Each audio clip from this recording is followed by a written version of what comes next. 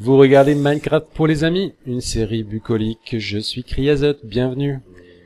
Alors, c'était prévu, et bien ça a eu lieu il y a quelques jours.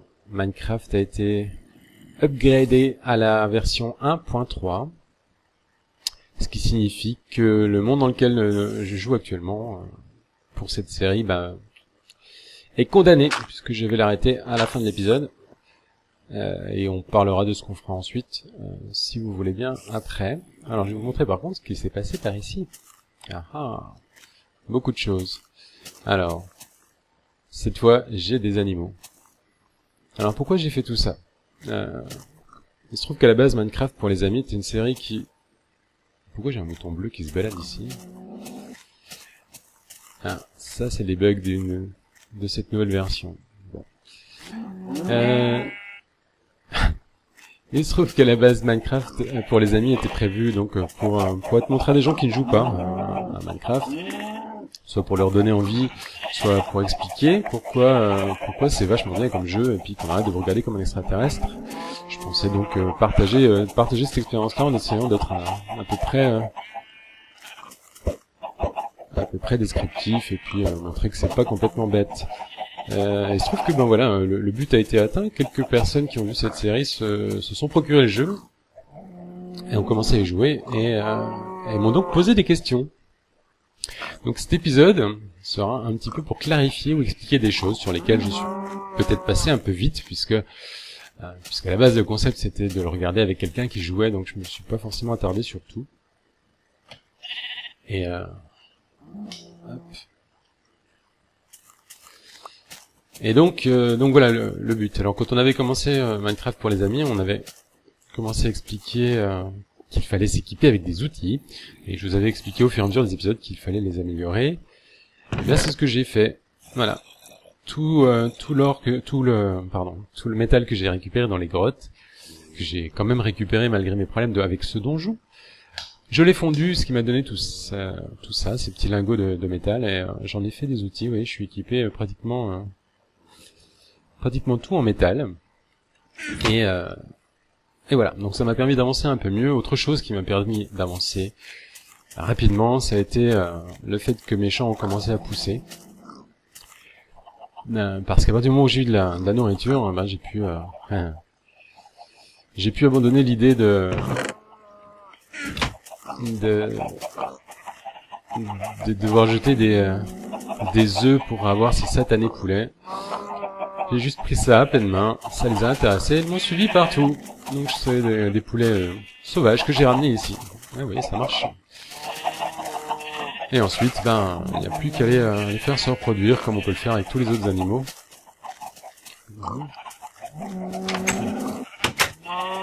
En leur faisant ça, faut qu'ils tombent amoureux. Et voilà, petite vache. Bon. Donc ces satanés poulets, on les fait pousser, on les fait se reproduire, et puis quand on veut, on les tue. On récupère du poulet cru, on récupère des plumes et des œufs. Et les plumes, comme je vous l'avais expliqué, on va s'en servir plus tard pour tout ce que j'ai récupéré en plumes pour en faire des flèches. Bon. Il y a un autre moyen d'avoir des flèches dans le jeu, qui est un moyen qui est plus rapide, puisqu'on n'a pas besoin de les faire, elles arrivent toutes faites, c'est de tuer des squelettes. C'est plus rapide, mais c'est plus dangereux. Mais le squelette, c'est quand même un monstre qui est assez profitable à ce niveau-là. Puisque non content de vous lâcher des pièces, parfois, des flèches, parfois il peut vous lâcher un arc. Et parfois, et souvent même, il va vous laisser tomber des ossements, qui servent, tels quels vont vous servir un petit peu pour nourrir les chiens, mais surtout que des ossements qu'on va réduire en poudre pour donner un engrais. Une poudre, j'en ai fait plein. Elle est ouf. Bon, une poudre blanche qu'on appelle un engrais, qui sert donc à... je vais vous montrer à quoi. Ensuite, tiens, voilà. Et qui sert aussi comme teinture ou comme couleur pour faire des mélanges de teinture. Par exemple, si j'avais j'avais de la teinture rouge et que je la mélangeais avec cette teinture blanche, ça me ferait du rose pour teindre les moutons. Alors, j'ai pris des couleurs au hasard, j'en ai fait plein. Pourquoi on teint les moutons? Eh bien, pour récupérer de la laine de couleur, parce que quand on tue le mouton, premièrement, on ne récupère qu'un seul bloc de laine, et deuxièmement, il n'y a plus de moutons. Tandis que là, on les teint, on les tond régulièrement, et on récupère la laine comme ça. Toc. Les laines de couleur. On en récupère 1 à 3 blocs par mouton. Et en plus de ça, c'est magique. Eh ben, ils vont brouter de l'herbe et faire repousser leur laine. Bref, que des avantages à faire de la culture de moutons de cette manière-là. Voilà comment je récupère des blocs de toutes les couleurs comme ça. J'ai même de la blanche maintenant. Donc les moutons, c'est bien, ne pas les tuer, les garder en élevage. La laine, ça peut toujours servir. Et puis, quand on a une urgence, par exemple, on a besoin d'une tonne de laine rouge, et on les teint tous en rouge. Et puis on peut changer comme ça au fur et à mesure. Super pratique. Donc j'ai fait un élevage de porc aussi, parce qu'ils produisent la meilleure viande du jeu lorsqu'elle est cuite. Tout comme les bœufs, les ures, tout comme les vaches. C'est pour ça que j'ai l'habitude de les appeler les vaches. Je sais qu'on doit les appeler des bœufs normalement. Qui donnent une très bonne nourriture, mais bon, je préfère les garder d'abord. J'adore leur petit œil, vous voyez, comme elles ont l'air malines. Et ensuite, on s'en sert pour récupérer du lait. Ah bah tiens, du lait. Donc ça, c'est vachement bien le lait. On se met à l'arrière de la vache quand elle est d'accord et on remplit avec du lait. Voilà. Et à quoi ça sert? Eh ben, ça sert à faire des gâteaux, et d'une. Et de deux. Ça sert, et c'est ça l'essentiel, bien sûr, à annuler un effet dont vous êtes victime. Donc, lorsque vous mangez de la viande avariée, vous pouvez être victime d'un empoisonnement alimentaire. Lorsque vous faites piquer par une araignée venimeuse, vous pouvez être victime d'un empoisonnement. Vous pouvez également avoir pris une potion qui vous aide à courir plus vite et vous en avez plus besoin. Donc, tout ça, pour annuler ces effets avant leur fin naturelle, on boit du lait. Est-ce que je peux faire ça? Ouais, tiens, regarde. Ça, c'est hautement toxique. Je vais manger un œil d'araignée. Et me voilà empoisonné. Voilà. Bon, ça dure pas assez longtemps pour que ce soit très probant. Donc, on va essayer de trouver autre chose. Tiens, du poulet cru. J'ai des chances que ça me rende malade, ça. Ça va pas avec ma chance. Eh si, voilà. Donc, vous voyez. Ça. Je suis encore victime pendant 20 secondes de cet effet. Mais si je bois ça, c'est fini. Donc voilà à quoi sert le lait. On l'emmène dans les explorations lorsqu'on va surtout dans les endroits où on risque de tomber sur des araignées, des grottes, des araignées venimeuses très dangereuses. C'est super pratique. On dégage de là. Alors, les moutons, les poulets, les porcs et les vaches. Donc on laisse vivre, parce que bon, on a des porcs pour manger. Regardez, hop, on va essayer d'en faire sortir un.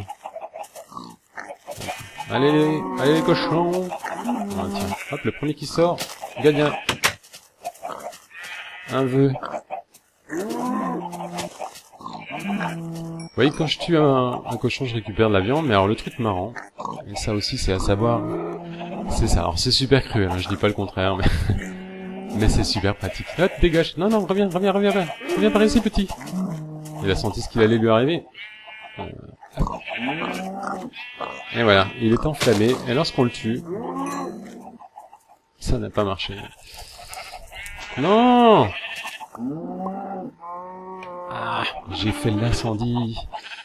Bon, c'est pas grave, c'est la fin du monde de toute manière. Allez-y, va. Filez, sauvez-vous. Vous êtes libres. Bon. Et donc, lorsqu'on tue un cochon qui est en train de brûler par le feu, par la lave, ou peu importe, on récupère de la viande déjà cuite. Et ça, c'est à savoir aussi. Alors, je vais vous montrer quand même avec le lait.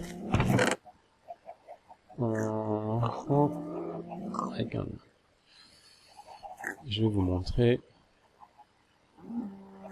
Non, pas ça. Non. Comment on fait un gâteau? Parce que les gâteaux, c'est marrant. Hop, hop, hop. Alors, voilà, ça, c'est la pâte du gâteau. On va... Ah, je commence mal, il me faut du sucre. Alors, le sucre, c'est la canne à sucre. 1, 2. Canne à sucre qui sert à autre chose, elle sert aussi à faire du papier. Pour faire des livres.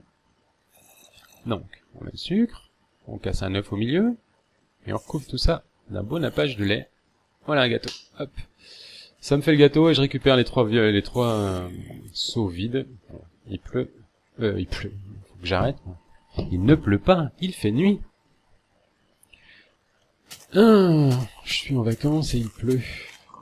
C'est pour ça que ça m'obnubile tout ça. Alors. Et le gâteau, c'est vraiment particulier comme bouffe parce que c'est un bloc. On le pose. Et ensuite, quand on a une petite faim, on vient en prendre une part ici. C'est une plutôt mauvaise nourriture, hein, ça rend un seul petit gigot, mais bon, voilà. La nourriture, donc, sa qualité, on va la juger au fait qu'elle vous rend une petite cuisse de poulet ou de gigot. Moi, c'est des gigots, je crois. Que vous avez perdu. Donc ça, c'est là, on va parler de la nourriture maintenant. Donc, lorsque vous commencez à avoir, est-ce que ça apparaît là? Ouais. Bon, on en parlera peut-être plus tard parce que là, c'est pas efficace. Bon, je vais quand même vous expliquer. Ici, cette petite barre, lorsqu'elle se met à gigoter, là, vous voyez qu'elle est entièrement stable. Ça veut dire que mon estomac est rempli. C'est ce qu'on appelle la saturation. La saturation, il n'y a rien qui permet de la voir dans Minecraft. C'est juste une valeur il faut savoir qu'elle existe. Et lorsque vous mangez quelque chose, votre barre de faim se remplit à hauteur de la qualité de la nourriture, mais il y a également une variable qui est invisible, mais qui se remplit également. Et tant que celle-ci est pleine, elle se vide en premier. Tant que celle-ci est pleine, votre barre de nourriture ne descend pas. Lorsque celle-ci arrive finalement à 0, la saturation, votre petite barre commence à s'agiter, et là, c'est le début du moment où elle va se vider, donc où vous allez avoir faim, jusqu'au moment où elle arrivera à 0 et où vous mourrez de faim. Voilà. Donc la saturation, c'est un truc super important dans la bouffe, et ça va nous permettre de distinguer de la très bonne bouffe de la très mauvaise. Donc le gâteau, par exemple, plutôt mauvais. On a la chair de zombie, les cookies sont plutôt mauvais, moyens, on va dire. Et puis tout ce qui est fruits et aliments crus, donc les melons, les pommes, et puis la viande de cochon cru, la viande de bœuf cru, tout ça, c'est plutôt mauvais. Puis un petit peu au-dessus, vous trouverez la nourriture telle que le pain, dont on se sert beaucoup, les poissons, voilà, le poulet cuit, les poissons cuits, et puis les soupes de champignons, et enfin les meilleures nourritures, donc c'est bien le bœuf cru, n'aie pas peur, tu ne risques rien, et le porc lorsqu'il est cru aussi. Cuit. Pourquoi je dis cru? Donc voilà. La meilleure nourriture, c'est le porc cuit, le bœuf cuit. Et le gâteau, bon, c'est juste pour le fun. Hein. Donc on a parlé de la saturation, donc ça c'est quelque chose à connaître. On en parlera sûrement davantage en utilisant, parce que c'est quand même assez essentiel comme notion lorsqu'on souhaite se nourrir. Hein. Mais bon, voilà. Donc, qu'est-ce qu'on avait dit? Ah oui, j'avais dit que j'avais de l'engrais sur moi. Je vais vous montrer à quoi ça sert. Alors, vous prenez n'importe quoi, vous mettez de l'engrais dessus, et ça pousse au maximum. Ça marche avec les céréales. Ça marche avec ces saletés d'arbres de la jungle, que j'ai mis un temps fou à trouver, parce qu'en fait, ce que j'ai compris, c'est qu'ils ne libèrent pas des des plants, des arbres de la jungle d'ailleurs dont j'ai découvert qu'on appelle ça des acajou en français. Donc je vais le dire maintenant, des acajou. Ils ne lâchent pas des plants d'acajou là aussi souvent que les autres arbres. Alors du coup c'est plus rare. On se retrouve vite à court. Bon. Assez pénible ces arbres là. Assez pénible, mais pleine de nouvelles fonctionnalités. Ah, attendez, je vais vous montrer un truc. Arbre de la jungle, hop, acajou, pardon. Ça marche avec tous les arbres. Hein. Hop, un arbre. Et puis je vais vous montrer quelque chose d'encore mieux avec ces arbres-là. Espérons que ça marche, je l'ai jamais fait, mais je sais que ça doit fonctionner. Alors, 1, 2, 3 et 4. Et avec l'engrais, voilà, les arbres géants. Les arbres géants qui sont même livrés avec avec les vignes pour grimper les lianes. Ah, trop fort. Donc, en parlant de lianes, je vais sortir mon petit machin. Ah bah oui. Ma petite paire de ciseaux. Voilà. Ce que j'ai fait, c'est que vous avez vu, j'ai récupéré donc le bois en lui-même. J'en ai fait des planches. Et j'ai récupéré également les pousses. Et les feuillages. Alors les feuillages, comment on fait pour les récupérer? Eh bien, il faut utiliser la paire de ciseaux qui ne sert pas qu'à tondre les moutons. Mais regardez. Si on la casse avec des... Hop, on récupère du feuillage. Ouais. Qui servira donc à être reposé pour... voilà. Pour des... Bon, à but décoratif, vous pouvez vous en servir pour faire des sculptures en feuillage dans votre jardin à la française, ou bien pour planter sous vos fenêtres et faire des jolies plates-bandes, je ne sais pas. Deux choses à savoir, il ne disparaît pas, même s'il n'y a pas de tronc d'arbre à côté. Et si vous le cassez, vous ne récupérez rien. Donc ça, c'est... faire une... Hop, voilà, j'ai fait une sculpture, c'est super. Je suis un artiste de la Renaissance, laissez-moi mon art. Vous ne comprenez pas. Alors, nouveauté dans la 1.3. On peut poser des blocs de bois comme ça, mais on peut les poser également comme ça. Comme ça. Voilà. Ce qui ouvre de nouvelles perspectives pour les décorateurs, notamment pour faire des poutres horizontales, des choses comme ça. Enfin, bon, là, libre cours à votre créativité. Tiens, puisque c'est des arbres de la jungle, je vais vous montrer autre chose, qui est nouveau là, 1.3, et je ne sais pas où je l'ai mis. Ici. Là. C'est les graines de cacao qu'on a trouvées. Qu'on avait trouvé dans le donjon. J'en ai qu'une, faut pas que je me plante. On peut désormais les cultiver aussi. Vous allez me dire, ça sert pas à grand chose, c'est pour faire des cookies, donc Riazot nous a dit que c'était très très mauvais comme nourriture. C'est vrai que c'est plutôt mauvais, mais si vous jouez en multi, vous pouvez faire des cadeaux, tout le monde adore les cookies.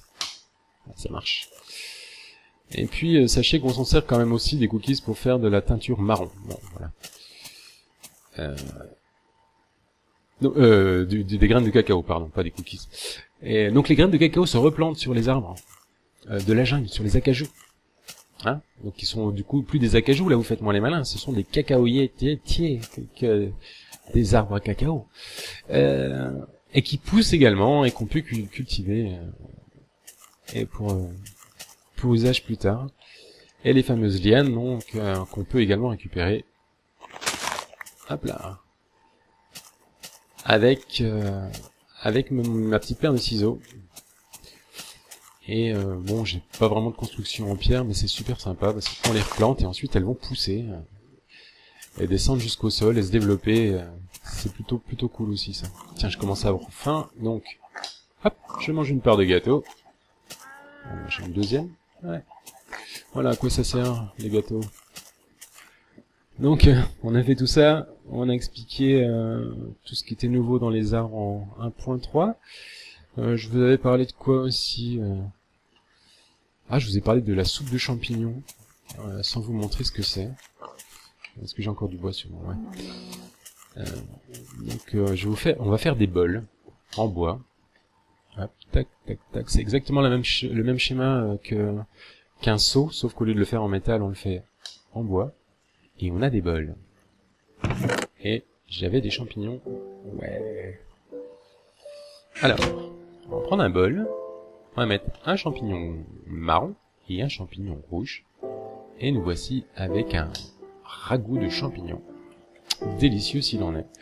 Qui est plutôt une bonne nourriture aussi. Enfin non, plutôt une nourriture moyenne. Mais franchement, en début de jeu, ça dépanne. Bon. Mais ce qui est marrant aussi avec les champignons, tiens, ce que je vous ai... Ce qui fait assez sombre ici.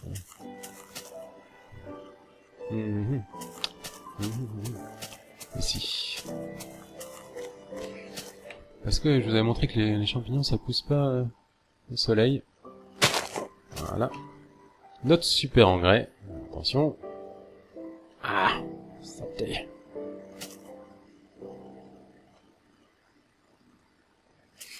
Et ça ne marchera pas. Non. Ah oui, l'engrais sur l'herbe, ça fait pousser. Toujours sympa aussi à savoir ça. Mais ça fait pas pousser les champignons parce je pense qu'il est trop près du... Bon, on va essayer de le mettre plus loin. Même si là il va faire nuit. Vache, il y a trop de lumière ou quoi là?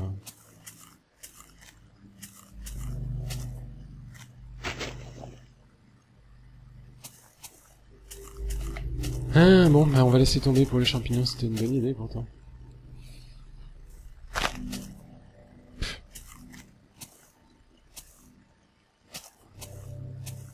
Il faudrait que je fasse un abri ombragé. Parce que les champignons ne poussent pas à ces endroits-là, il faut les faire dans des espèces de caves. Et voilà, et je vous aurais fait un super champignon géant. Bon, tant pis. Pas de champignons géants pour vous, vous avez compris le principe, vous ferez ça chez vous. On a eu un problème donc avec ce niveau de lumière, donc un champignon il doit pousser, je crois au maximum de niveau c'est 12. Alors, je vais vous montrer les niveaux de lumière quand même là-haut. Ici, si vous voyez bien, voilà, les niveaux de lumière c'est ici. Donc là on est au niveau 15, c'est normal, on est sous le soleil. Et un champignon, il pousse maximum au niveau 12. Comme ça. C'est quand même bizarre. Et là, il n'y avait pas la place en hauteur pour se développer, c'est dommage. Donc à faire pousser dans les grottes. Oui, donc je vous montre ça aussi. Voilà. Ici, on est au niveau niveau 10, donc de lumière. Donc tous ces niveaux, c'est des choses que je vous avais expliquées pour les mécaniques de spawn des monstres, d'apparition des monstres.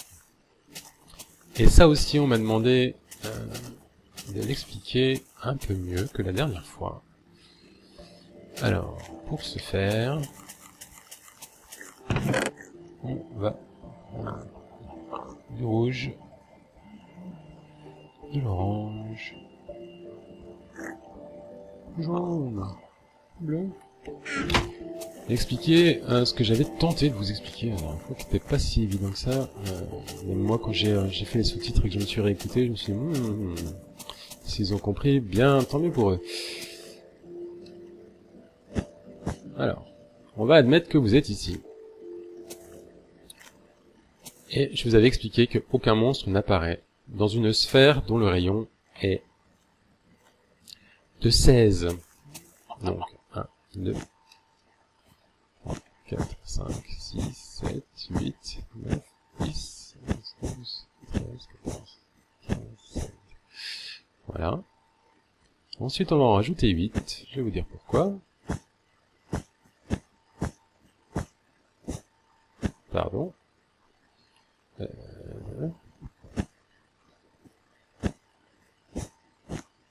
Voilà. Donc, l'idée est la suivante.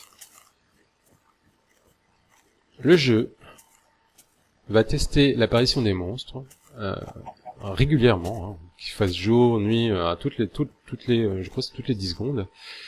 Et ensuite va regarder si c'est possible de les faire apparaître. Donc pour les faire apparaître, il va tester, je crois, je sais plus la quantité, mais une quantité énorme de terrain autour de vous, quasiment tout ce qui est visible. Je crois que c'est 64 x 16, je sais pas. Je sais plus du tout, c'est à vérifier, c'est assez technique.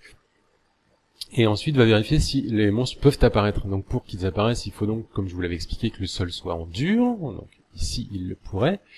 Il va vérifier que la lumière est suffisamment basse. Les monstres ont besoin d'une lumière, je crois donc, à partir d'un niveau de lumière numéro 7, ils apparaissent à tous les coups. Et ensuite, le niveau qui monte les fait apparaître de moins en moins souvent.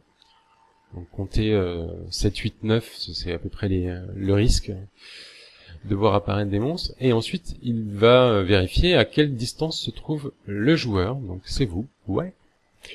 Et le joueur, s'il se trouve à moins de 24 blocs, il n'y a aucun monstre qui apparaît. Donc ici, aucun monstre, même en pleine nuit, n'apparaîtra dans une sphère complète qui n'est pas la laine rouge. Donc à partir de la laine rouge, il peut apparaître. C'est ça que je dis? Oui. Voilà. 24 blocs, c'est ça. Et il va ensuite apparaître partout autour de vous, dans le monde. Et ensuite, la zone orange, c'est la zone où il va se déplacer, les monstres, hein. Si vous bougez pas, ils vont se déplacer. Et à partir du moment où ils arrivent ici, au bout de la ligne orange, et qu'ils franchissent dans la ligne jaune, vous êtes à moins de 16 blocs du monstre. Et là, il vous aperçoit et il décide de l'action qu'il va entreprendre.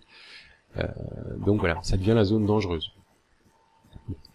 Voilà comment ça marche. Et à l'inverse, je vous avais dit que les spawners dans les donjons, ça fonctionne pas du tout comme ça. Eh ben, c'est le contraire. C'est vous quand vous vous approchez du spawner, donc on va dire que le spawner c'est la laine bleue. Tant que vous êtes à moins de 16 blocs, à plus de 16 blocs, pardon, le spawner ne vous voit pas en fait. Et aucun monstre n'apparaît. Dès que vous êtes dans cette limite, donc là encore, c'est dans une sphère de ce rayon-là, le spawner s'active et va tenter de faire apparaître régulièrement des monstres, en vérifiant donc qu'il y a une lumière assez basse, d'une part, mais c'est globalement la seule chose qu'il va vérifier. Et le spawner, dans ce cas-là, va faire apparaître des monstres dans un rayon de 8 blocs, c'est-à-dire juste ici, tout autour de lui. Voilà. Et 8 blocs en profondeur également. Et alors là, ils peuvent apparaître au milieu des airs, n'importe quoi. Donc c'est pour ça que c'est un petit peu les protecteurs des donjons.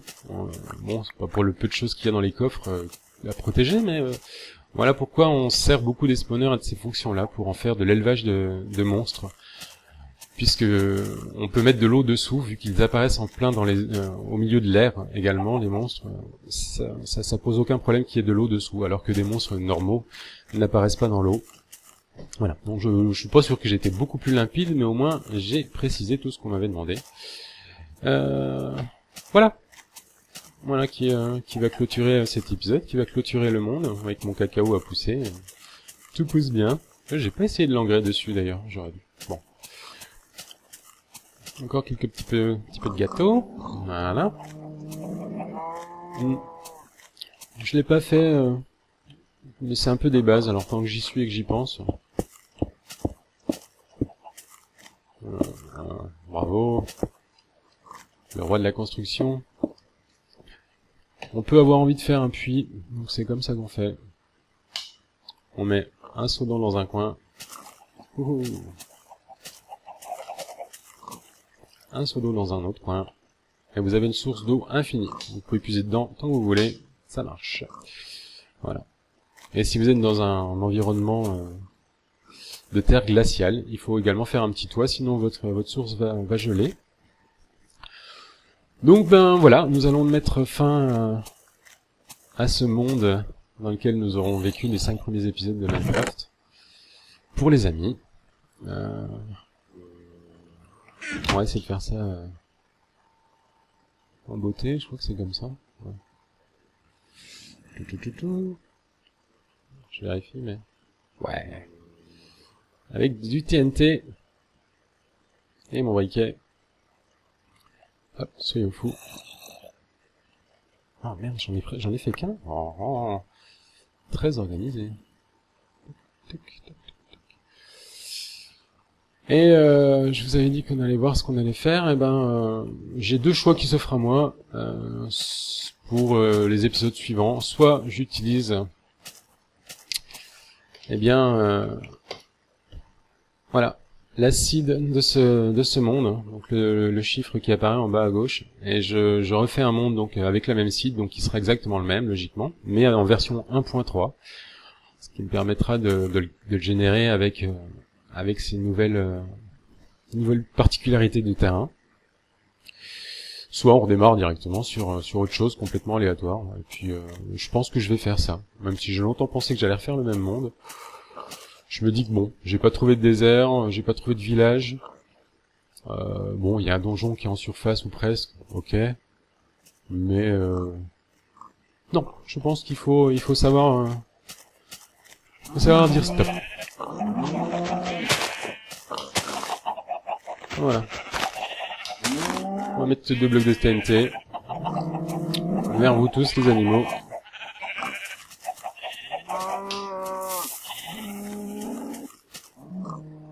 Et ouais, je pouvais en faire que 2, c'est vrai que c'est pas énorme comme massacre, mais c'est pas si mal que ça. Allez, c'est la fin de Minecraft pour les amis, c'est la fin de cet épisode qui a dû être un petit peu plus long que les autres, ce qui va me faire pas mal de travail. Et puis on se retrouve pour l'épisode prochain sûrement dans un nouveau monde. Allez, je vous laisse. On quitte ça. Et on efface tout. Et voilà, merci, à bientôt.